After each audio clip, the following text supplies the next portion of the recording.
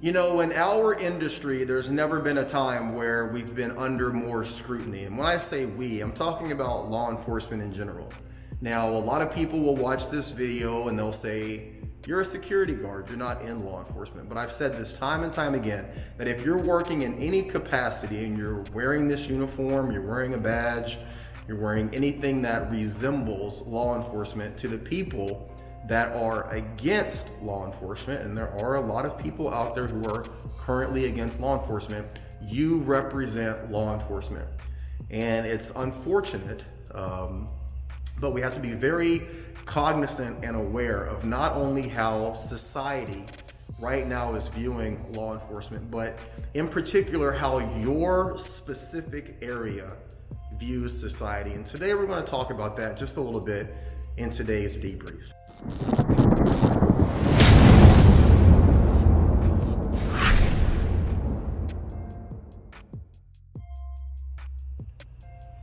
Hey guys, it's your boy Atypical Security Guard. I want to thank you so much for tuning in to today's debrief here at the Security Guard channel. As I've told you so many times before, guys, I truly appreciate you taking the time to listen to my videos, watch my videos. A few of you have reached out via email. I've been reading all of your comments, even the ones that are disrespectful and mean. I appreciate all of them. And I just want to thank you guys for being a part of this community. I'm glad that the numbers are growing. They're starting to increase. We finally hit 100 subscribers, and now I think we're sitting somewhere around 130, maybe 140. And I truly appreciate that. And let's continue to make this community grow and help each other. As always, if you're getting any benefit from anything that I'm uploading, any content, please like, share, and subscribe. You can just hit that little button that looks like right here. And if you would like for me to answer your question, or if you would like to collaborate or anything like that, we can always get together at this email, which is right there, right? You can send that information to me there, and I look forward to speaking and working with you. So let's get right to it. Today we're going to talk about optics. Optics is loosely in my bro science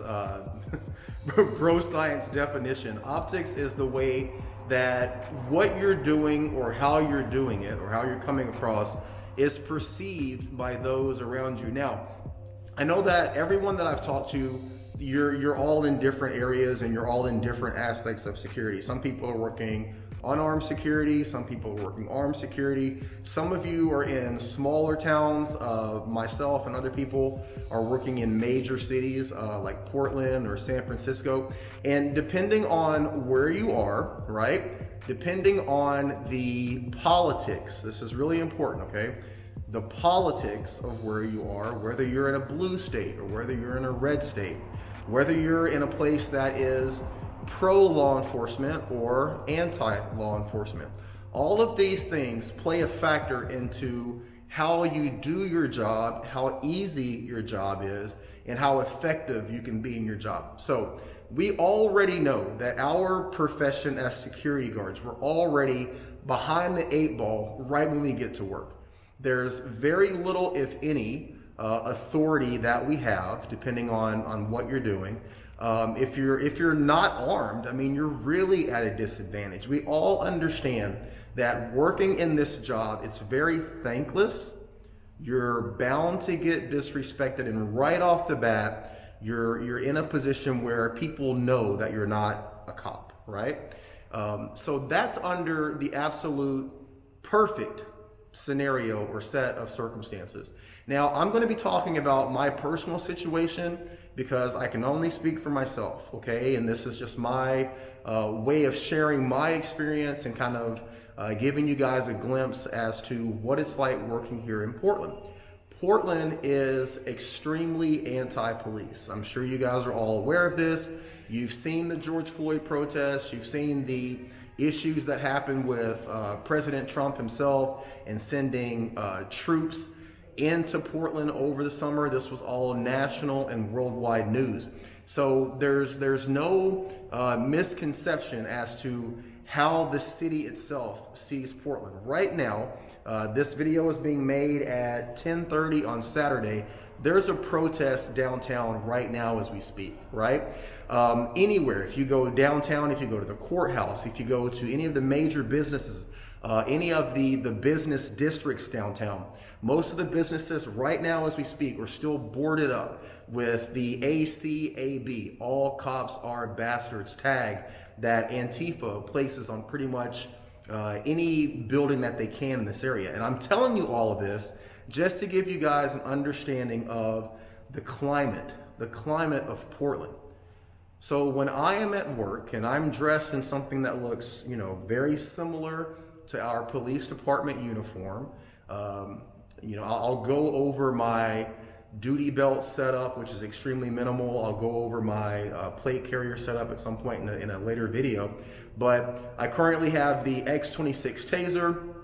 I have my Glock 17. I carry my 2 extra magazines, and I have a large pepper gel that I wear on a drop leg holster. But there are certain things that I will not carry while I'm on duty. I will not carry a pocket knife. I will not carry any sort of dagger or blade, right?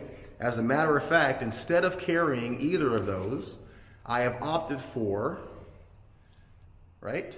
These are just your very run-of-the-mill paramedic shears. I utilize those shears more than anything on my uniform. People are always coming up to me, asking me to open something or to cut something. When I go on my break or lunch, I cut my food. And the reason why I'm telling you all this is because for me personally, I can't see a situation where it would ever come to me needing to utilize a blade and being able to justify that in a court of law. I am trained on an ASP baton. I am trained in ASP handcuffs. I'm trained in OC, and I'm trained on my firearm. There's no blade training certification for a security guard. And in the area of Portland, just taking out a knife and opening that knife, for the people that are in the vicinity seeing that, under any circumstances, it can be misconstrued or taken the wrong way. And I don't want to have a blade or a knife on my person and have that be something that comes into question down the road. Another thing that I will not carry is the ASP baton. Again, I'm certified on the ASP baton, but there are many situations, and I'll show you guys the video right here. Help me, bro. Come on, man. Stop.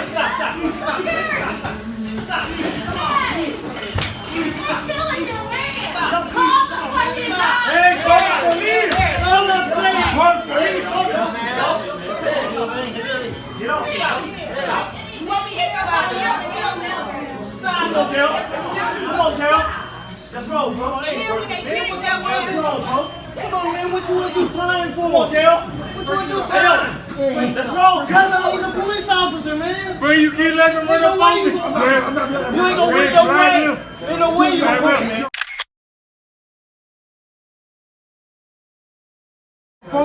No way. Many situations where someone has had the baton taken from them and used against them. But the issue that I have in Portland is the optics of using that baton, right? To me, with anybody that's in the vicinity watching a hands-on altercation that happens to go this direction, it's extremely hard to justify that, even if I am trained on that piece of equipment. I think that with the temperature and the tone of how things are going here in Portland, the politics of law enforcement here in Portland, it would be very hard for you to justify being in a situation where you did this to someone.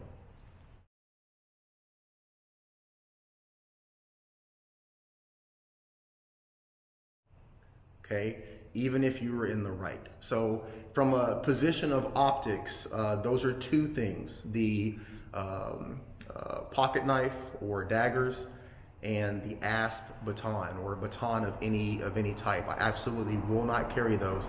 because I don't want to have those on my uniform. I don't want to have those in my possession. And I definitely have a situation where I feel like I have to rely on those to either de-escalate a situation or potentially save my life or someone else's. I simply don't carry them. The largest item that I have, including my firearm that I have on my uniform, is my pepper gel. My pepper gel is far larger than my Glock 17, and people even, give me a hard time for having it on a drop leg holster, the size of it. But again, thinking about optics, when people see me in a sharp, tight-fitting uniform that resembles the Portland Police Bureau, when they see the bright yellow X26 taser, when they see that firearm, when they see that drop leg holster with the large canister of pepper gel, what I'm wanting right there is to set an optic that I am not the person that you want to mess with. When I articulate myself, when I talk to someone, when I de-escalate verbally, I also want to implore to those people that I am educated, that I understand what I'm doing, what my job is, what my scope of my job is, and that I'm a professional. So I'm giving people two separate optics. The optic of someone that is large, I'm 6'2", 6'3" on a good day. I'm lots of tattoos. And I'm in fairly good shape. Been in better, but I'm working on it. And I'm dressed professionally. And everything that I have on my uniform strategically is there so that it gives off the impression that I am not the person that should be messed with. And that is just to give that optic again. So I think it's important to think about the things that you have on your uniform, why you have those, and how they are going to be perceived by the people around you, because you have to understand that in any situation, whether you're dealing with someone from a position of you just interacting with them, there's so many people on the peripheral, that's the people on the outside of the situation who are looking in, and they take it the way that they want to take it. It's not uncommon for us to be filmed by bystanders when we have interactions with people. And we deal with the homeless, we deal with the mentally ill, we deal with the drug addicted every single day. And everything that we do is under scrutiny. And so for me personally, I try to make sure that I never put myself in a situation where I have to explain away anything that I do. And that just all comes from a position of optics. So hopefully this is information that you can understand. Hopefully it's information that resonates with you and that you think is good for you. But I understand that each one of us are all in different situations.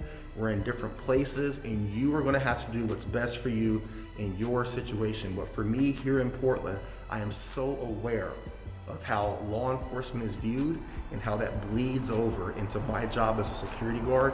And I'm very aware of the things that I should and should not have for me in terms of how I feel comfortable about doing my job, okay? So that's gonna be today's debrief. If you guys have anything that you would like to add to this, I would love to hear from you. You can always shoot me that email. You can send me your comments. And guys, listen, let's keep doing what we're doing. Continue to be great and continue to watch your six, okay? Be great.